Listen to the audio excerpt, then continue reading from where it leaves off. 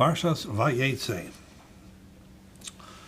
So we are all familiar with the story of Yaakov Avinu running away from his home because Esav wanted to kill him, and he meets Rachel, and eventually they get married. We know the whole story of Parshas Vayetzei, but there's a interesting Gemara in Bava Basra that raises a question.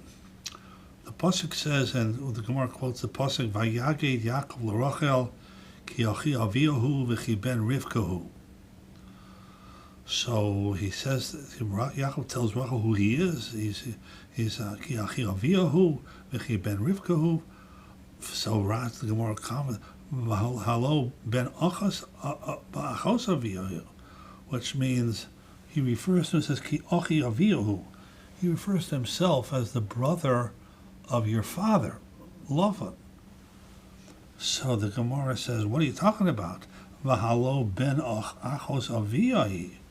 He is the son of your father's mother. He's not my brother.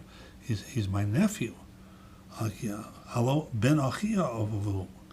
Elo omar la minsvisli. So the Gemara says, what's going on over here? No, Yaakov Avinu specifically and deliberately says the name that he's your father's brother. What is that? Omar la minsvisli. So Yaakov proposes to Rachel and says, will you marry me? Yes, I will. Miu abo ramohu v'lo. But I have something to tell you, Yaakov, on our first date. My father's a crook. He's a Ramai. He's a swindler. And therefore, it's not so pashut or simple that you're going to marry me. Omar lo. So Yaakov responds to Rachel and he says, my Ramuse, what is this trickery that you're referring to? Omar le, she said to Yaakov, Isli achais achsa dekat kashisha minoi. I have a sister that's older than me, Leah. V'lemintzis mikamon. He's not going to go ahead and let her get married before me. And somehow or another, he's going to switch us on you. Omar lo, achiv ani baramos. Don't worry, I can handle your father, because I'm his brother in trickery. And thus is what the pasuk means when it says that Yaakov told Rachel that he's her father's brother. I'm his brother in conniving, in being cunning, in being duplicitous. I'm his brother. Don't worry, I can go toe to toe with him. Which raises the question that here in Parshas Vayetzei, Yaakov will go ahead and talks about how his ability to connive and to obfuscate, etc., etc.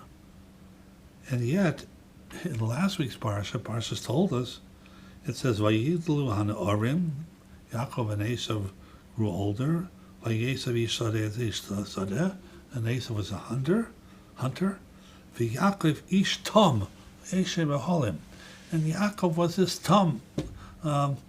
What's a tom? A simple person, very straight, no kunsim, no shtick, this and that. Ish tom, Yeshe b'holim.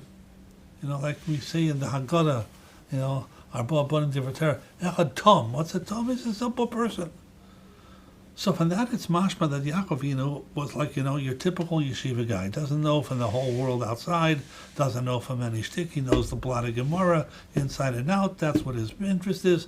And yet, here in Parshas Vayetzei, Yaakov said, yeah, don't worry. I can take care of your father.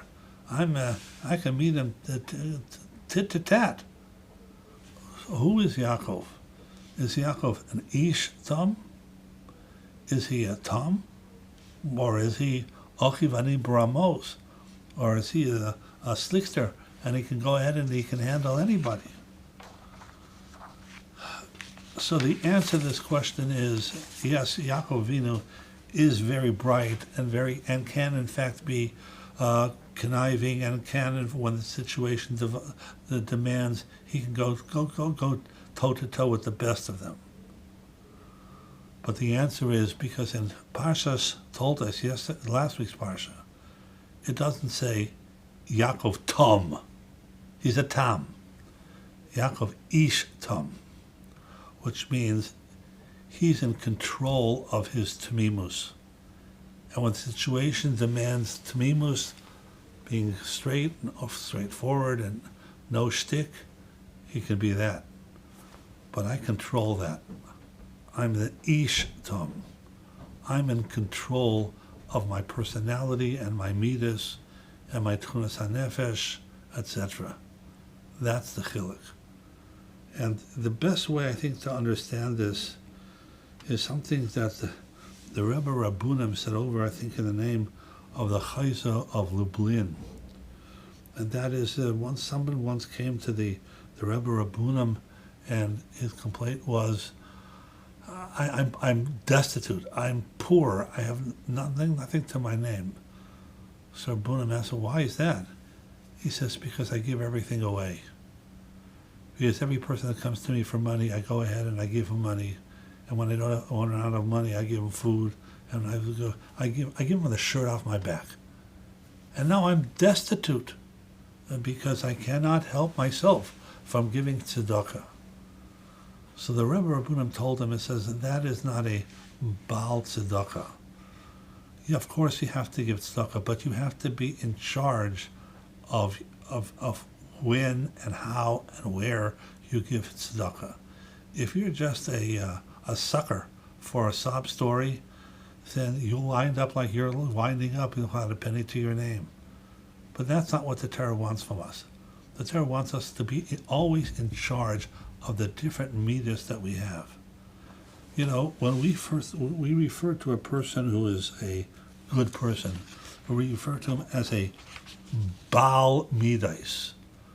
Why Baal Midas? I'm the master of the Midas.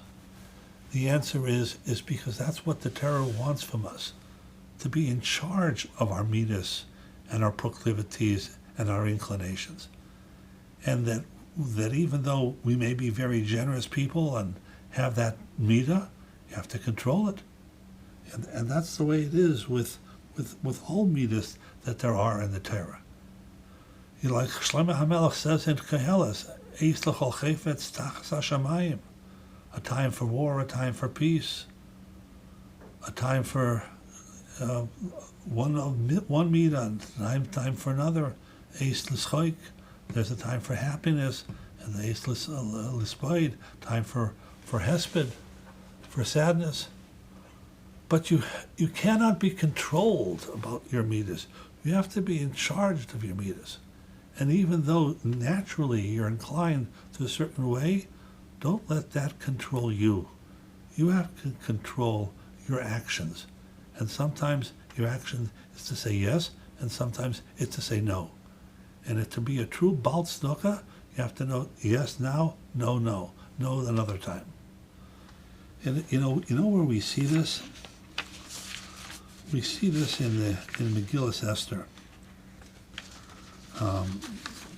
Pasuk says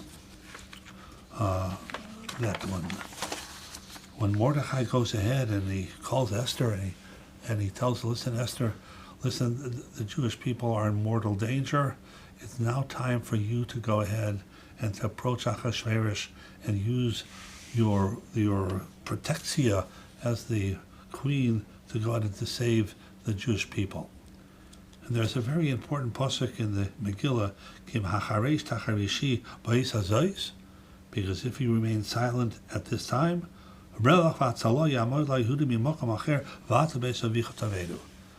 is your moment in time. This is your moment in history. This is where you have to step up to the plate and you have to go ahead and convince Achashverosh of what he's being tricked into. Now, what's this whole speech in Macharesh Tacharishi Leis Hazais? The answer is because we know that one of the midas of Esther, that she was a shaskan. She was a person, she had the midah of shtika, the ability to keep quiet.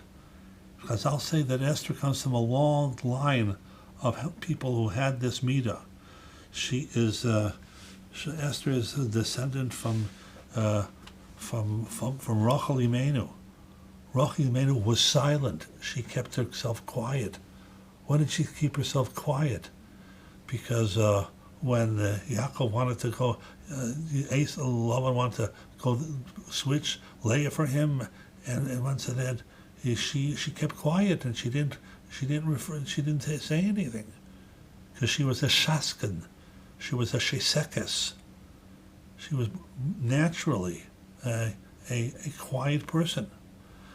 And Rachel had a son named Binyamin, and Binyamin had this midah as well, because even though Binyamin did not participate in the sale of Yosef HaTzadik, but he was aware of it.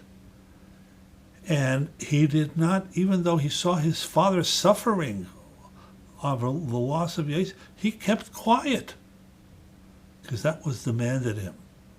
And therefore he was a shaskan. So Mordechai tells Esther, Esther, I know you come from a long line of shaiskim. You come from Rachel. You come from Binyamin. You come from Shaul HaMelech, who also was a shaskan. That is your heritage. That's your natural legacy. That's part of your DNA. But guess what? There's a time, eis l'daber ve'eis lacharesh. There's a time to go ahead and to talk, and there's a time to go ahead and to be silent. And that's what Mordechai is saying to Esther. Ki macharesh tacharishich ka'eis hazais, ba'eis hazais. If you're going to go ahead and remain silent, which is your DNA, and you don't want to go ahead and go into Achashverosh and take the bull by the horns. I know you don't want to do that, but guess what? Now's the time to speak up. And if you don't, and you can't overcome that, then you're going to fade into anonymity. And that is what Chazal mean when they say that Yaakov was ish tom. Yes, he was a tzaddik, he was a tam, but his tmimus did not control him. When the situation demanded, he was as good as Lavan in his trickery, and he went toe-to-toe with him when the situation is necessary. Because you have to be a Baal Midas, in charge of your Midas, and not vice versa.